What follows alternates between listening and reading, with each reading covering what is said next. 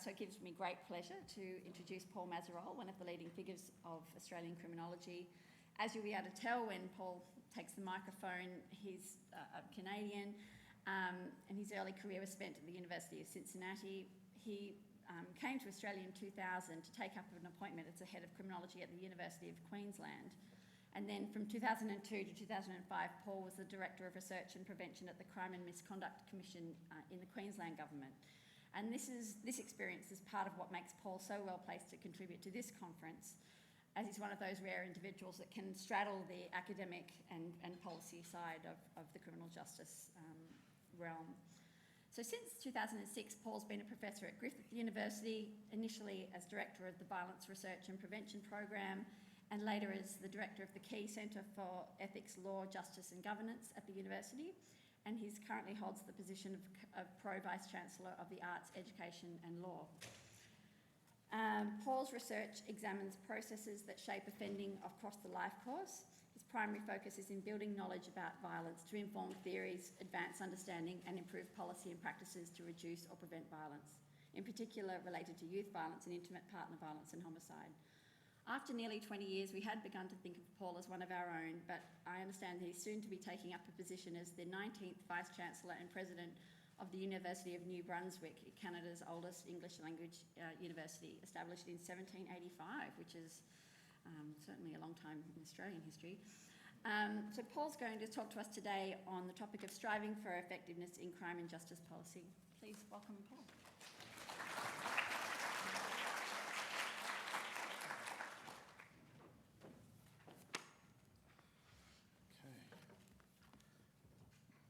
Thank you, Jackie, for that warm introduction. And as you mentioned, yes, I'm soon to leave Australia, but it's not an easy choice. And going to a university from 1785, imagine the alumni base.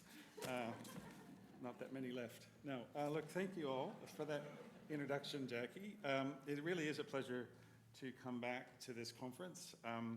It's a terrific conference in the Australian crime and justice landscape. And in fact, I think the numbers of you all who attend, both academics, researchers, practitioners, just seems to grow every year. And I think it really is a testament to vision of Boxar and to Dawn to get all of us together to talk about these issues of applied crime and justice. So this conference is indeed one of the highlights for me, and it's one of the highlights, I think, in the Australian landscape. And it's, I think, something that reflects the fact that at Griffith we're really been privileged to partner with Boxar and Dawn to co-host in alternative years this conference. So it's a privilege to be partnered with this organization. So thank you for the invitation and the opportunity to speak today on this topic. The title for my talk is Striving for Effectiveness in Crime and Justice Policy, Rhetoric, Reality and Pathways for the Future. I struggled at first in thinking about this topic and trying to figure out what's the best way to capture the sentiment of what I wanted to speak about. At one stage, I was thinking about titling this talk, Mission Impossible, Why Research Fails to Inform Policy on Crime and Justice. But I recognized that that was simply too harsh and it actually wasn't very accurate. And so I considered the title, Research, Policy and Practice in Crime and Justice, Moving Beyond the Good, the Bad and the Ugly. But I felt that was only partially appropriate. I didn't want to give too much credit to Clint Eastwood, but it does, I think, capture better the sentiment of what I want to speak about to you over the next 40 or 45 minutes. In terms of a bit of a structure, and I know we're after lunch, so hopefully you've had some coffee after your lovely lunch, so we can keep moving through the agenda. I want to speak to you about what I think are some of the most important challenges for effectively addressing crime in Australia. And that is looking seriously at our responses to crime and crime problems. And by that, I mean thinking seriously about the kinds of policy responses, the kinds of practice responses, the logic that informs those responses, as well as the evidence that informs those responses, be it for a prevention program, a treatment program, or indeed a frontline law enforcement response.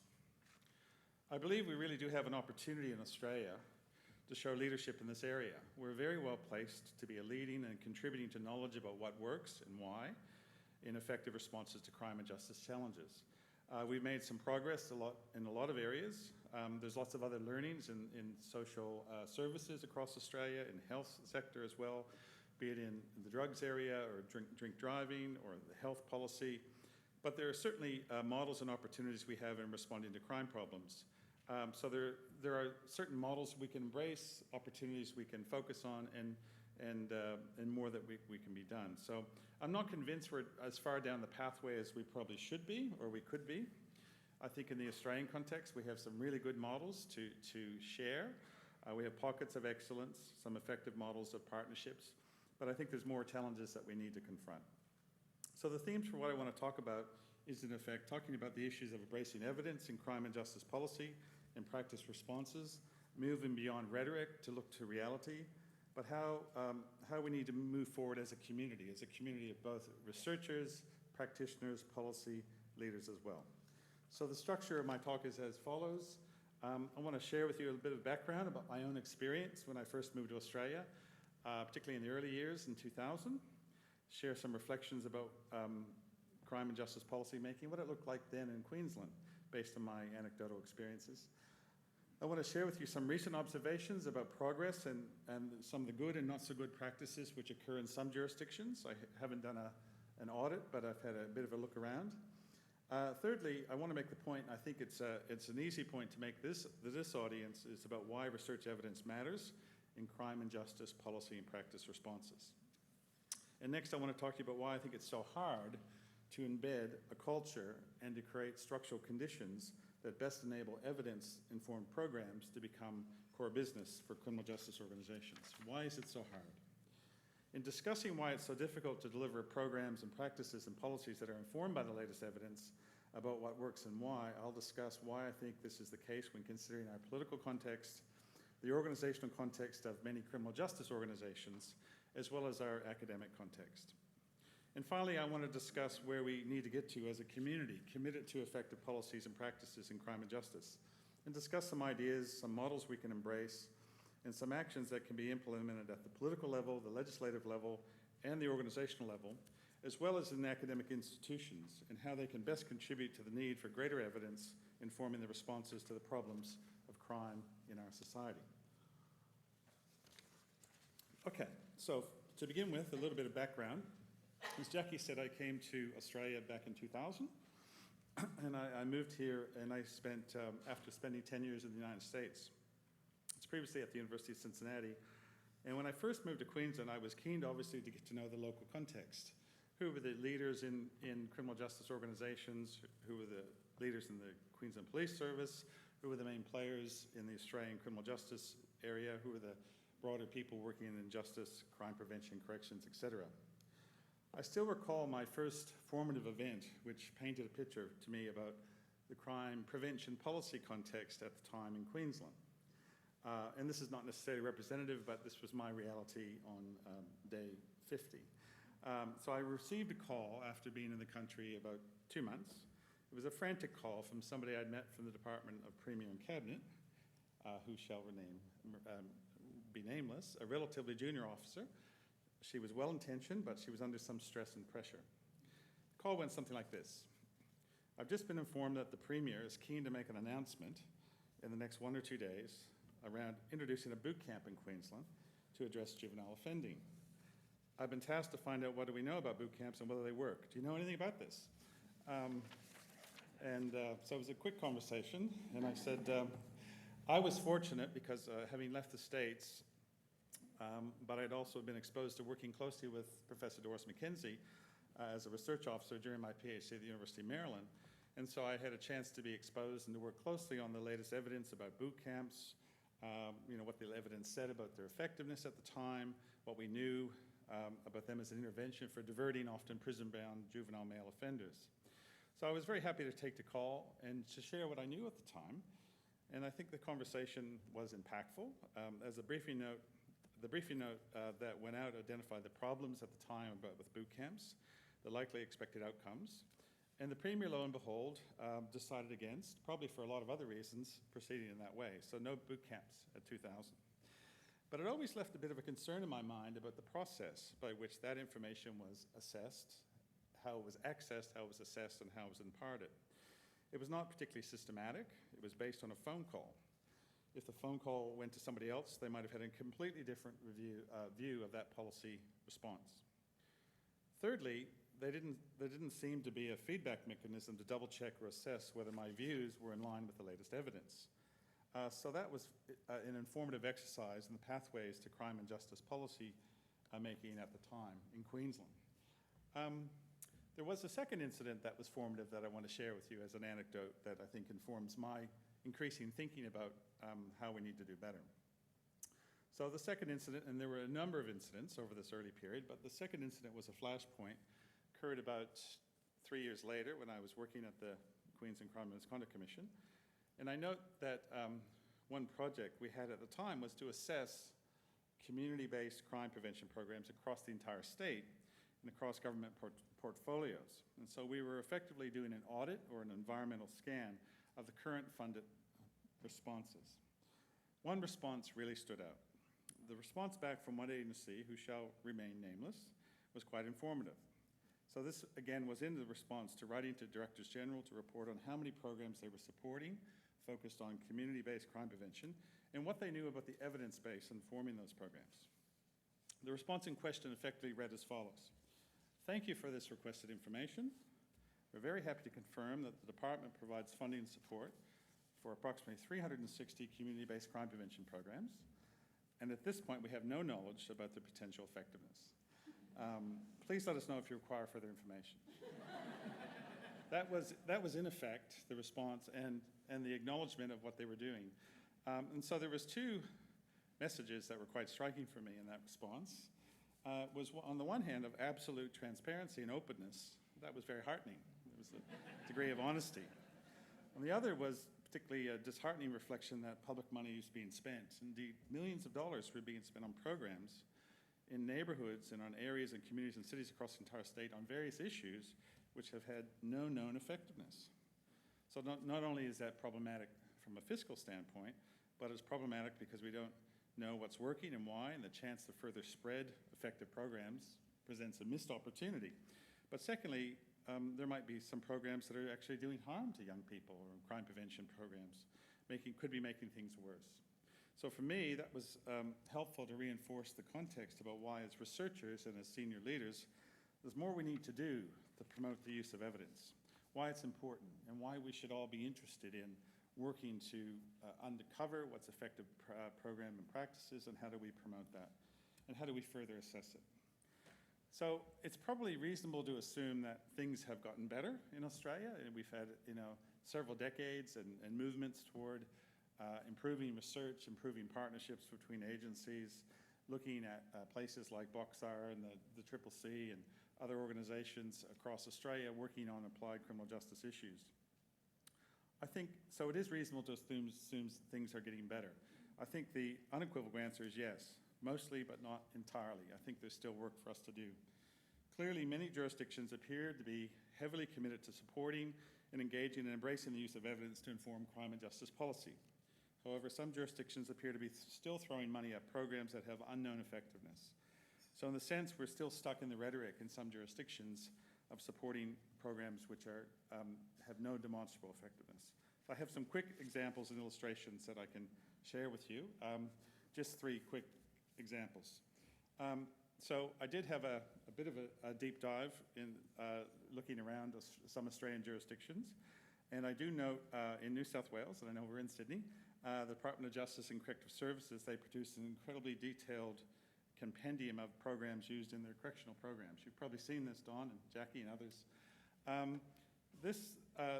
This compendium, if you haven't read it, is really worth looking at. It's a very impressive framework. It provides detailed information on offender change programs, offender behavior change programs, the things that are used.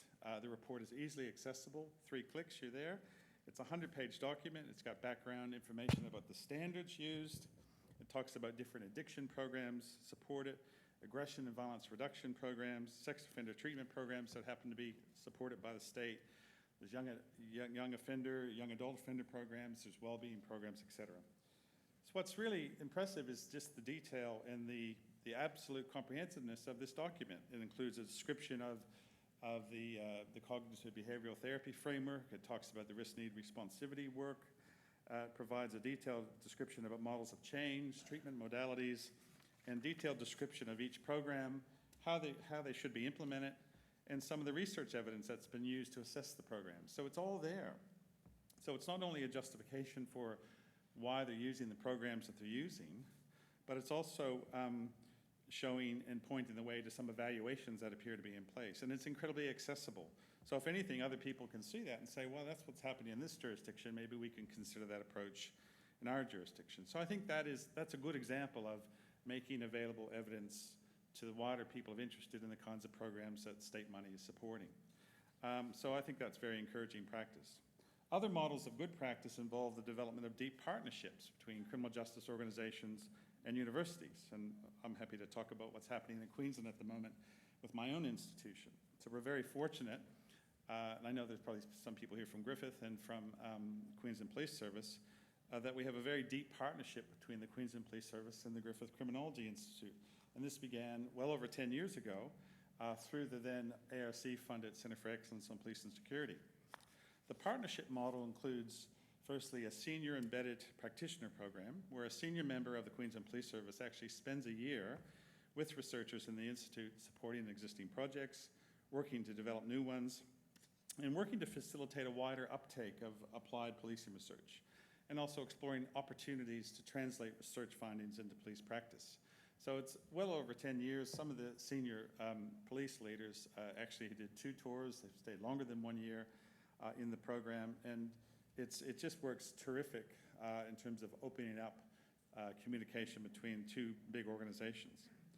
The partnership model also includes very strong support from the Queensland Police Service for our social analytics lab, which is a lab that includes detailed crime data, administrative data that researchers tend not to be able to access from time to time.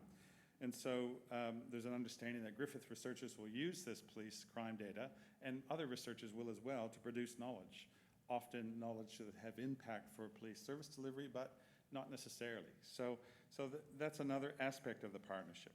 The partnership also includes dual commitments to jointly host annual forums. We have a thing called the Future of Police Forums, which bring together police leaders and researchers from across Australia and the world into a closed forum, Chatham House Rule, to discuss, debate, and share information on various topics of cutting interest to police organizations. Forums have been going for 5 years. They gain momentum each year, and they seem to produce lots of value for both academic researchers, applied researchers, and members of the senior leaders in police.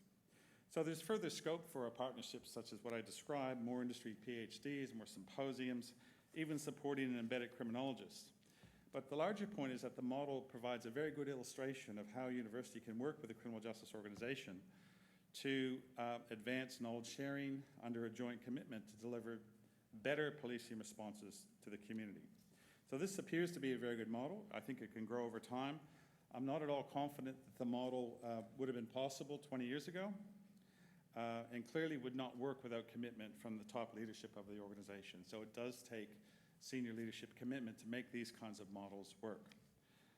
Now, for some reminders of the reality, a recent quick search of a government website in a state that's south of here revealed some interesting, somewhat surprising findings that I uncovered last week. It was a list of projects and programs that were funded. It was a long list, dozens and dozens of awarded programs, and it included things like awareness-raising programs, youth sports programs, empowerment programs, programs about domestic violence awareness for the LGBTIQ community.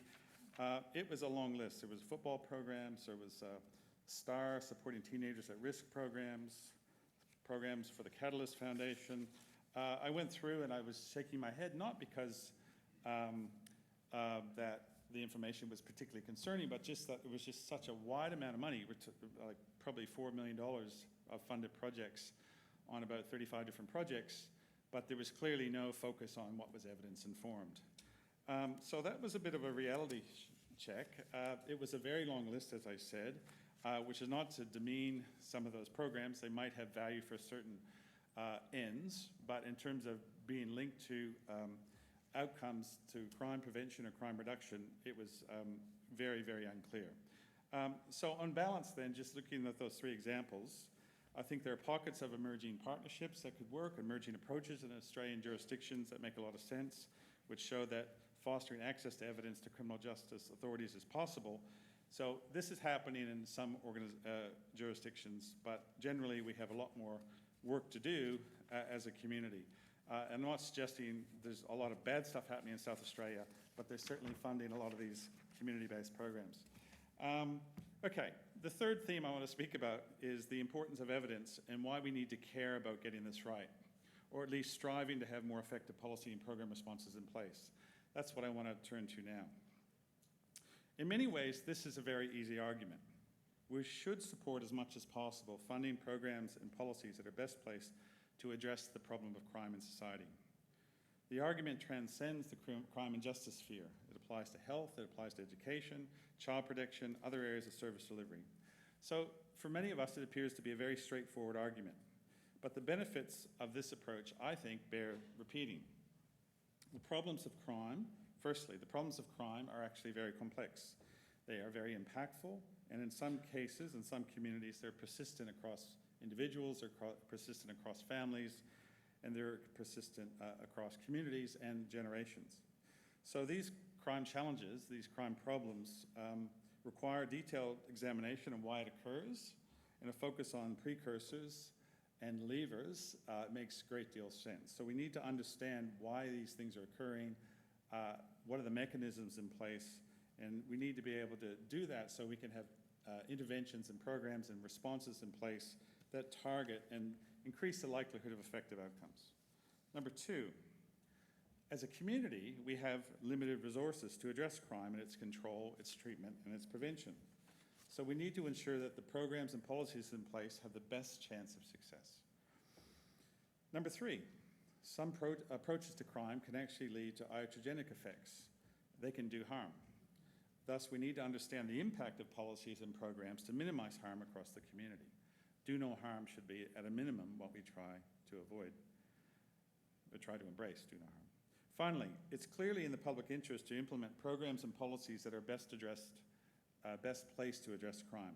Moreover, an increasing demanding and sophisticated community will begin to question why resources are directed to failed programs, and it will be a brave government that ignores the broader community that expects evidence to inform crime and justice policy responses. Consider what's happening in America in the last 2 to 3 years with that huge rise of correctional populations across state governments.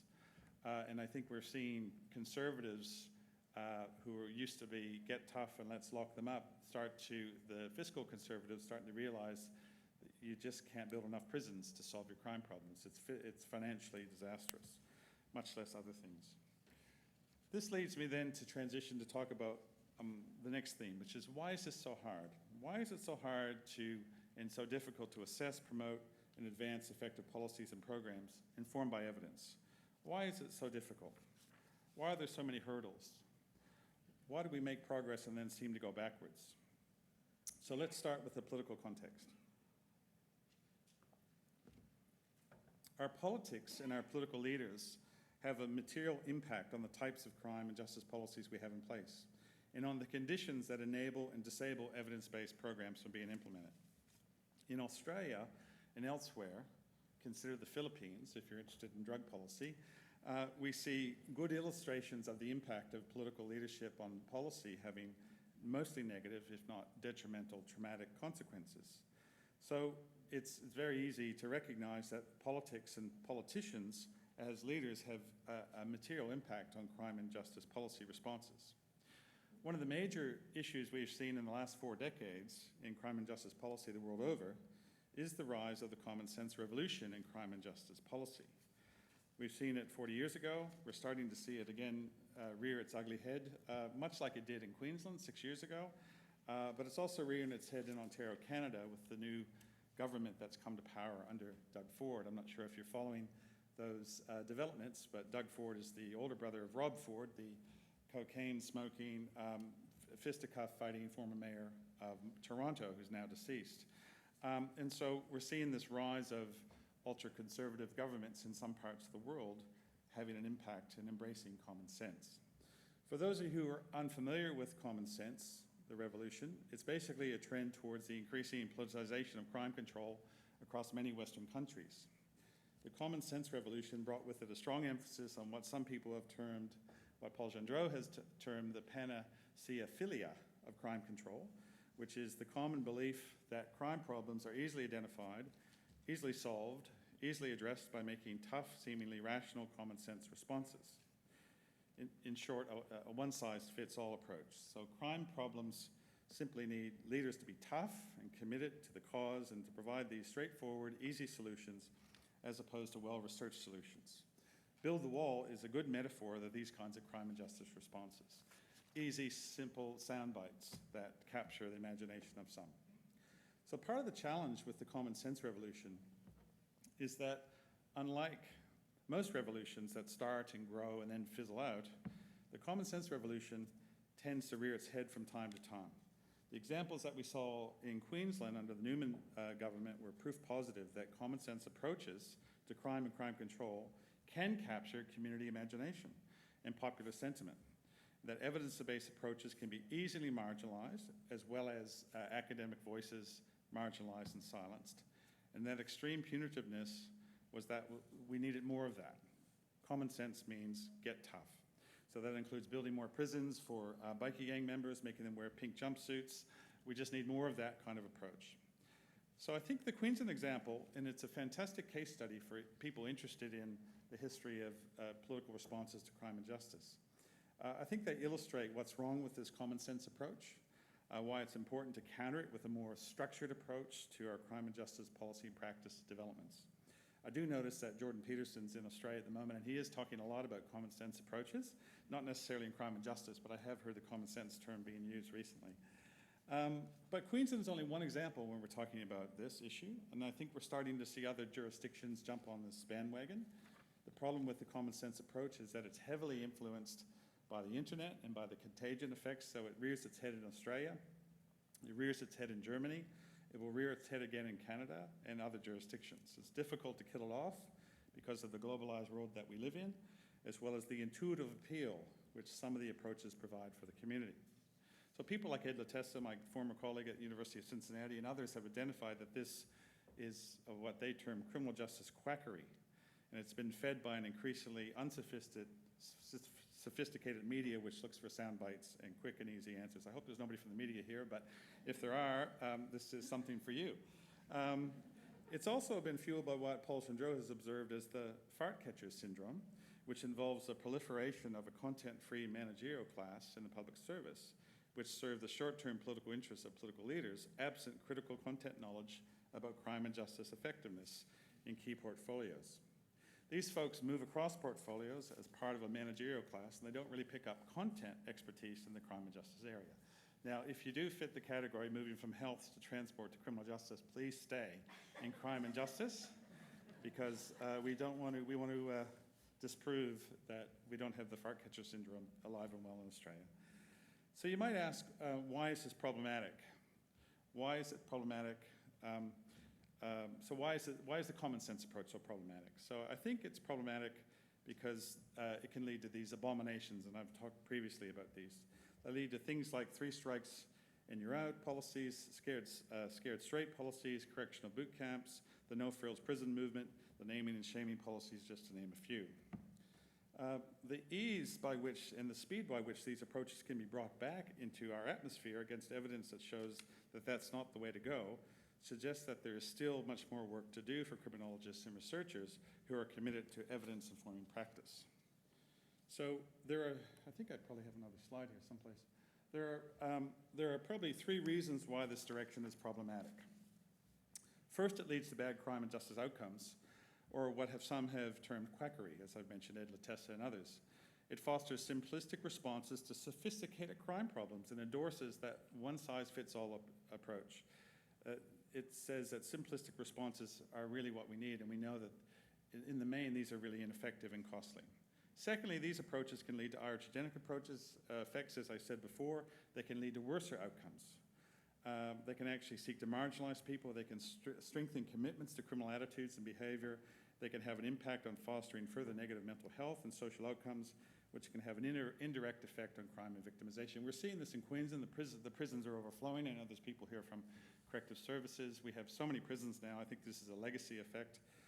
Certainly in other parts of the states, I know that the further impact, particularly on the African American community, returning to neighborhoods which have been heavily involved with high prevalences of people participating in prison, being sent to prison, has had an ongoing intergenerational effect on people's ability to leave a life of crime and victimization. So in effect, and in short, these approaches are actually quite dangerous and can make things worse. Thirdly, given the focus on the common sense approach, these simplistic crime and justice policies and programs are equally problematic because they divert resources away from the things that are much more likely to be effective or to have a positive impact on crime reduction or prevention. So I think the political context around crime and justice control and the use of evidence to inform policy and practice is really an important context. And we see examples of it from Queensland. We'll see more of it in Ontario. And I believe, unfortunately, we need to keep working together, people who are interested in the use of evidence to inform the policy making and the program context. So there's more work to do. A second context, I'm just transitioning here through a drink of water, is that's crucial for this issue of the uptake of evidence to inform practice, is about our organizational settings. Many large criminal justice organizations provide cultures and structures that can enable or detract from advancing of evidence-informed approaches for informing policy and practice. And I know many of you are from crime and justice organizations, so you'll probably recognize some of these themes about how your organizations can enable or disable good practices. So consider some organizational constraints that you've all probably experienced. Firstly, accessing the latest evidence can be very difficult for people working in criminal justice organizations. How do you access the internet is partially informative, but there's a lot of stuff on the internet that's not very informative. So accessing the latest evidence, the latest scientific studies about evaluations about what works is actually quite difficult sometimes. Secondly, scientific knowledge can be difficult to access, but it can also be very difficult to interpret and to understand what's its actual impact. So who assesses and evaluates and has access to evaluating the evidence is really important. As many of you know, a lot of scientific evidence a lot of it's very unequivocal. It's not unequivocal, it's actually very equivocal. It's contested, there's different interpretations about relationships. Some of the study designs might be questionable. They might not have strong scientific merit, for instance. So what kind of evidence is being assessed is really, really important. And I put it to the academic community, if you've got a very sophisticated study using HLM, hierarchical linear models, et cetera, it's not necessarily easy to understand the nuances of some of these scientific analyses and what it means on the ground. So there's a responsibility and opportunity to focus on the translation of knowledge into practice. And doing that with our industry partners, I think, is a real opportunity. Thirdly, scientific findings about programs can sometimes be very difficult to translate from research into practice, as I've mentioned. The knowledge itself might be very obscure, findings might not be clear, and that makes it even more difficult. But related to that is about what evidence people are accessing. So saying to somebody who's a highly skilled researcher, go do a lit review on the impact of CCTV on crime problems versus somebody who has very little training in assessing research methodology, you'll get two different lit reviews. And so it's that issue of who's assessing the evidence, I think, is a really important question because there's a lot of bad research that appears in academia and that people have access to. So the organizational setting has a very big role to play in whether programs that have effective evidence are actually promoted and embraced. But culture also matters. There might be an institutional culture that says we know what we need to know, we know what works, we don't need access to these programs, some of which exist overseas, we don't need to be implemented in Australia. So I think that's a big issue. The culture really, really does make a difference. Leadership is also very crucial. Leaders set the tone, whether it's the tone at the top, but I think it's also increasingly the tone at the middle. Middle managers have an amazingly consequential impact on what happens in their units. They can be crucial in enabling their organization to embrace evidence and practices that they do and the programs that they endorse. So it's not enough to have the leaders committed. It's their commitment to it and their active engagement with it as well as in ensuring that there are some internal systems in place to support this. Whether it relates to accessing the latest evidence, and I've seen some examples of that occurring in some organizations, but other issues relate to what happens when there's leadership turnover. Do policies and commitments fall over? Hence the need to build a strong internal culture and systems to enable evidence-based approaches to be embraced. Further comments about organizational context is research partnerships. Do criminal justice organizations look outward to other organizations to work in partnership to solve problems? Are they outwardly focused and say, how do we work together to solve this issue? What about evaluations? Is there a strong evaluation framework in place in the organization? What about a bibliotherapy program? Are managers encouraged to access and digest the latest evidence about effective programs? So I think it's fair to say that there are field environments where our criminal justice agencies exist. So the environment matters. So where our criminal justice agencies exist can present very unique challenges, be they logistical, financial, geographic. What can impact upon a commitment to transferring or accessing evidence to inform policies and practice? So all of these contexts matter, and they can affect why an organization is embracing innovation and strong evidence-informed policies to implement in practice. So in terms of answering the question of, or answering the reason why it's so hard to advance evidence-informed approaches, now let's consider the academic context, something that many of us in this room have embraced. The role of researchers, our field. Criminologists, psychologists, sociologists, public health practitioners, researchers, legal scholars, they're all crucial in the extent to which criminal justice organizations have access to good evidence and easy to transfer knowledge, as well as to help organizations embrace access to effective programs and practices. I think on balance, we do a very mixed job as an academic community. I'm not happy, but I'm happy to be honest and say that. I think we can do better as an academic community. I think oftentimes criminologists aren't producing credible studies with strong evaluation evidence behind it, that we're not being authentic, that we're too often articulating our own beliefs and our own biases and promoting some of the programs, and we're not always revisiting the evidence in ways that we should. Certain knowledges of certain programs can change over time. Are we up to date on our knowledge of effective practices? There's a lot to be said about the responsibilities of the academic community, about producing knowledge, replicating knowledge, and making available knowledge about effective programs and practices, and also making available knowledge about ineffective practices and programs. Even though they're harder to get published, there is an opportunity to share that knowledge about things that we are finding that aren't working in the field. But of course, there are lots of leading lights. The folks promoting effective programs, undertaking meta-analysis, and David Wilson's here. What a delight to have him from the States. He's a leading light in meta-analytic methods, as well as some other people in North America. So it's just terrific to be exposed to people who really get it and try to identify rigorous research and promote it and disseminate it. So the reality is that the leading lights, the people pushing the barrel, is the minority. And so most academic publications, and I'm not happy to say, actually don't get read by many people. I think only 5 to 10% of them are actually cited. So there's a lot of academic effort at producing research knowledge that nobody reads. So you have to ask the question, are we advancing the field in material ways? I think in some areas we are, in other areas we're not. So at the micro level, most of us are aware of instances whereby academic credibility gets taxed.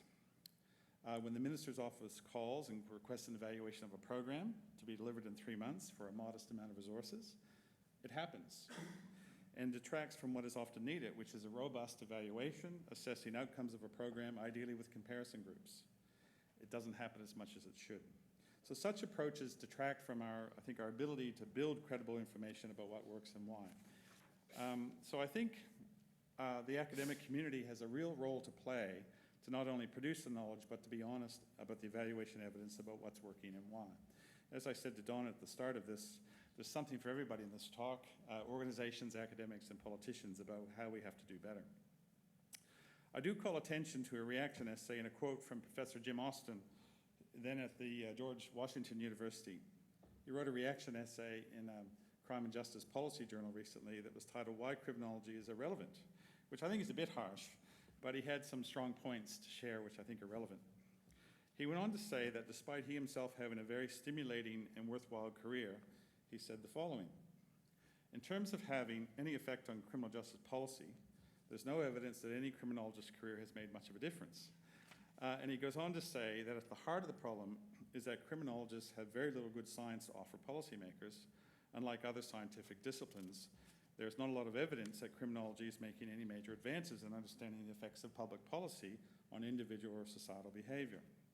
He argues that the dismal state of affairs is due to the decline of quality of research, that we are now in the business, meaning the criminology business, of producing a massive body of shoddy and superficial studies.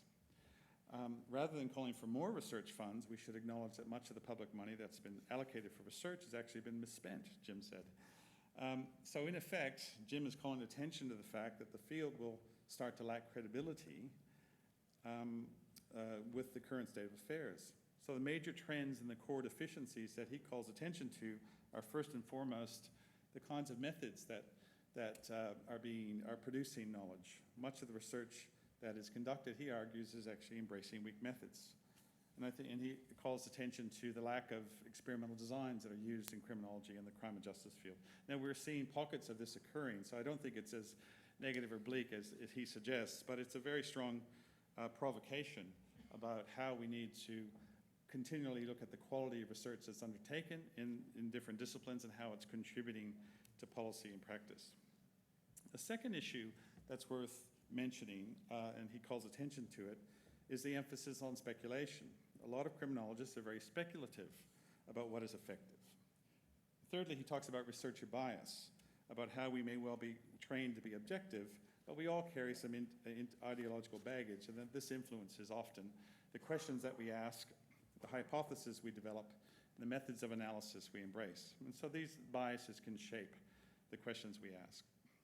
So his provocation, and I think it's a reasonable provocation, is that we require some reform. We need to embrace stronger methodological designs, experimental designs where appropriate.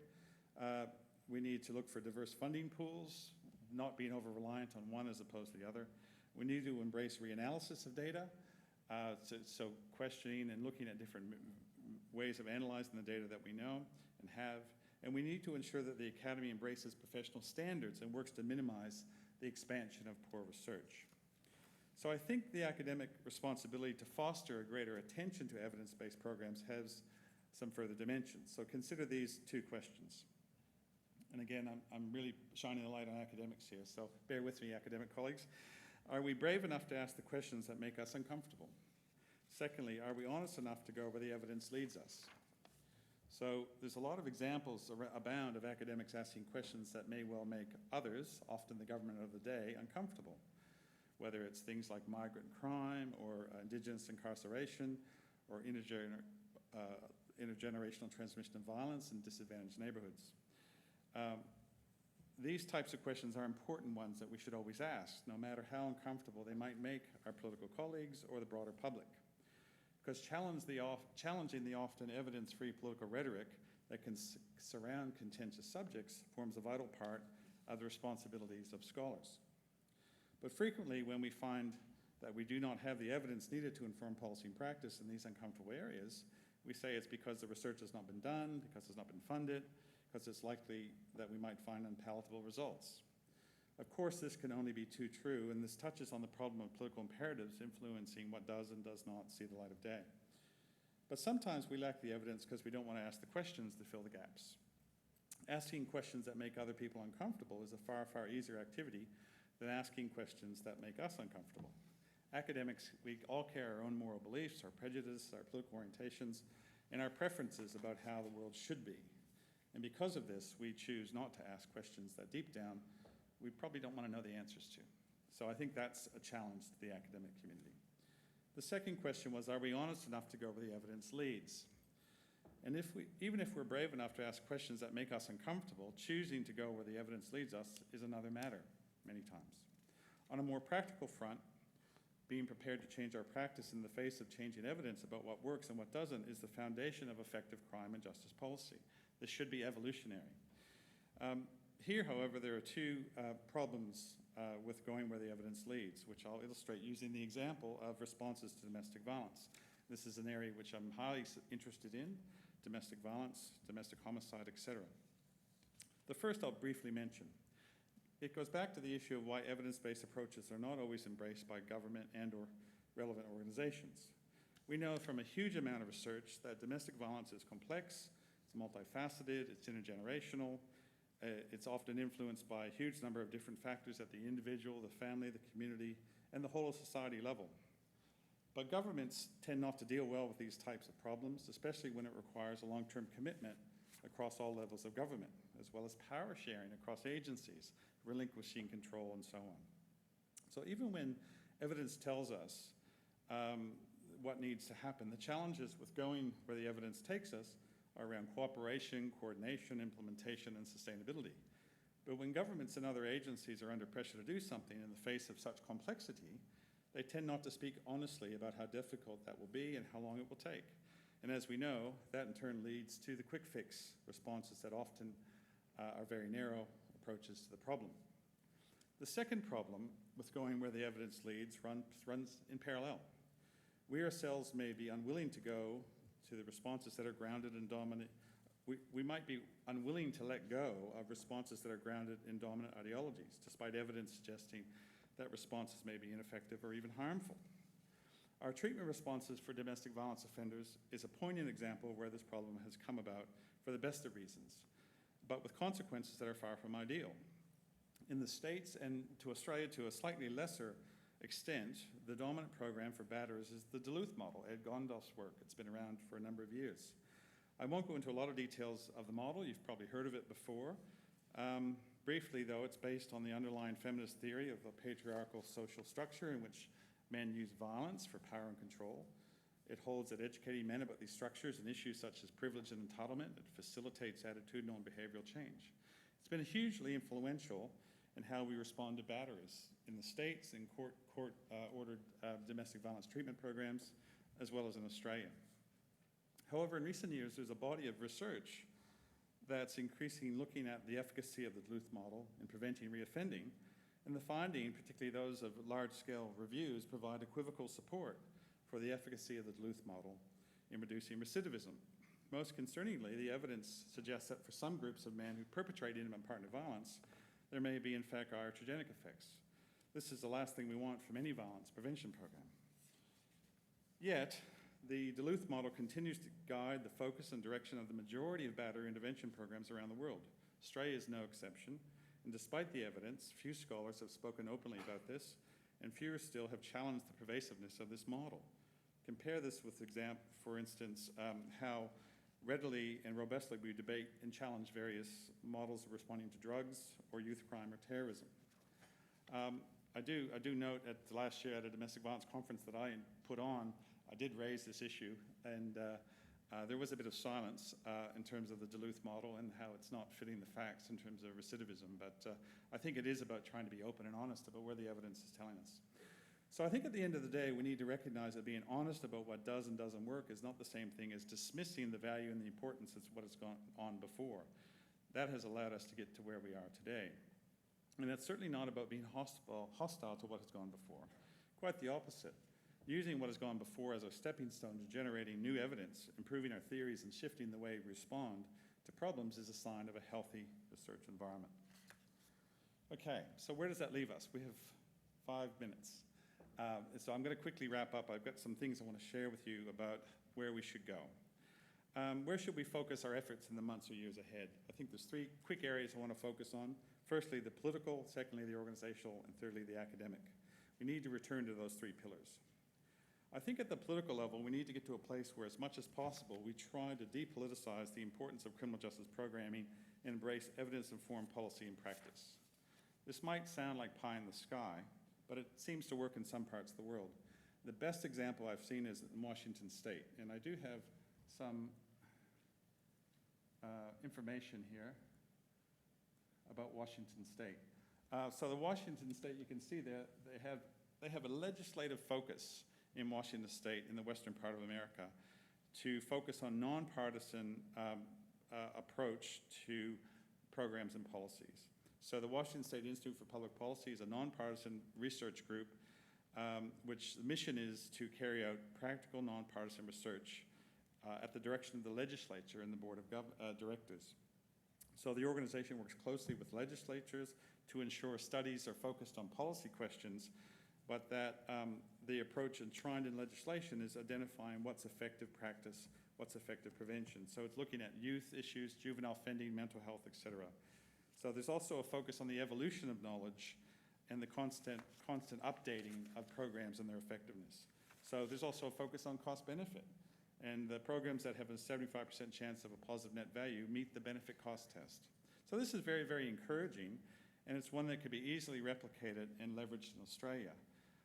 And I think what's particularly powerful is that it depoliticizes things. So they have a mission there, as I said, to carry out practical, nonpartisan approaches. You probably are familiar with this. If you haven't, I would strongly encourage you to go to their website. And what's quite amazing is you can't really see that, but there's three levels of knowledge: evidence-based knowledge that they talk about, that they have programs which have had randomized controlled trials across different populations demonstrating the program is effective. They have a focus on research-based evidence, which is a lower standard, and then they have programs that are assessed as promising. What's really, really powerful, though, is the systematic approach that they take and the fact that they make this information available to the entire community. And so they're available to everybody now. This is not unlike what we're seeing with the Blueprints program on violence prevention as well, that Delbert Elliott started almost 20 years ago. It's a similar framework of assessing programs. It's all on the web, it's easily accessible. So I think there's other things that can be supported at the political level. This is a clear example. If we had legislation that says we must have programs that have some evidence base behind them. But so there's other things that we need to do. We need to obviously support research that is robust and assess for its scientific merit, independent of political assessments of what is valuable. And this was clearly on display in Canberra, whereby social science and humanities-based research deemed fundable through peer review failed to survive the dark arts of ministerial sign-off. Clearly, this is a situation that needs to change going forward. We do need to depoliticize those issues. The second issue is organizational context, to foster greater focus and commitment to evidence-based approaches. I'll quickly mention this in the interest of time, and I know we have some time for questions. I think this is an example back to the first issue, the different programs. It's all available if people want to access it. And that's the Blueprints information. But these are the things in terms of organizational structures. I know that there's managers in the room and there's leaders. And these are 6 or 7 things that you could do quickly. There's probably another 2 dozen. But if you want to actually build up the organizational capability of your unit around using knowledge, first you need to embrace the issue of knowledge transfer. Looking at what's happening in other jurisdictions does matter to your jurisdiction. Just because it might be in a different country doesn't mean it's not potentially really relevant. Secondly, looking at that issue of bibliotherapy. I've seen in some organizations in Australia, they send emails around to people in the organization to say, here's the latest 10 studies that came out of police studies or whatever. Making it available to people, that's really important. Thirdly, being committed to evaluation. I think that's a really important opportunity. And fourthly, committed to the appointment of having staff in your organizations that are focused on research and evaluation. Fifthly, looking at research partnerships. You can't go much wrong there because you're leveraging the skills and knowledge of other organizations and other people. And that can help commit to translating research findings into practical messages. And finally, you should send your staff to conferences. So that's a practical thing you can do. But just in terms of wrapping up, in terms of the academic context, there's a couple of quick things I can mention, then I can happily stop. I think we need to have academics being authentic in their research, being committed to rigorous methodologies, but also being brave to ask the right questions and to follow the evidence independent of their biases as much as possible. At the same time, academic institutions interested in these topics need to be outwardly focused, embrace partnerships and training for the students, as well as for leaders in crime and justice organizations. So there's a responsibility for universities to actually provide skills for people interested in crime, methodological skills, statistical skills. It pays to take the long view. I think the glass is much more full than it is empty, but I believe we need to continuously build structures and systems in place that guard against the common sense revolution to crime and justice problems. I think this is an aim we should all, it's all worth pursuing. Thank you very much.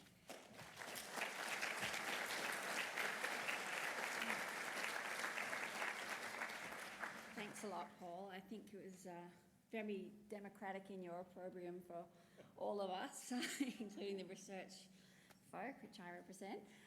We've got some time for questions, so can I throw it open to the floor? We've got anyone? I'm wondering whether, Paul, we have any, I guess, practical suggestions for researchers to communicate better. I guess I'm aware that as a shortcoming sometimes in our organisation, maybe that falls to a third party. I don't know, what do you see as the best way forward for that? I think it's a great question, and those of you who work at places like Boxar and the CCC and others have been trained at how to distill and write. Often, many of our academic colleagues, the incentives are you have to write long journal article papers that are very unclear, very esoteric, and so that translation from academic writing to kind of policy research writing is an important one. So I think it pays to get feedback. Rewriting drafts, working with actually professional writers helps, but also taking knowledge and distilling it down to 2 pages. I think those short trends and issues papers that you guys produce are really good. You know, what's the issue, what's the method, what's the question, what's the results. Doing that in 2 pages forces you to move from a 10-page document to a 2-page document. I recall one academic I hired when I worked at the CCC was a psychologist from ANU. She was a fantastic researcher. I said, could you do a review on prevention for child sexual abuse? She produced an 80-page report. It was amazing. Could have been an academic thesis, but I said I need 6 pages. And it was the hardest job she said she ever did, but it was a great piece of research, down to 6 pages. Great, thanks. Just over here. We've got the mic there. Thanks, Paul. I mean, there's lots of positive messages you're sending that, we can achieve evidence-based policies if we do some of this. I'm much more depressed than this. I mean, we see in other areas, for example, in climate science, for example, the evidence is there, the politicians don't take it up. It just seems to me that it's so easy to say that there are gangs in Melbourne that are going to terrorise us, that if we bring people from Nauru to Australia, they're full of pedophiles and going to terror. Yeah. We're suckers. I mean, human beings are just total suckers. Can this really ever trump that? Good pun. That visceral kind of reaction we have. I think it's a great question, Richard. We are driven by what's reported in the news, and the crime problems get not only magnified, they get marginalised and muddled, and we're often very reactive.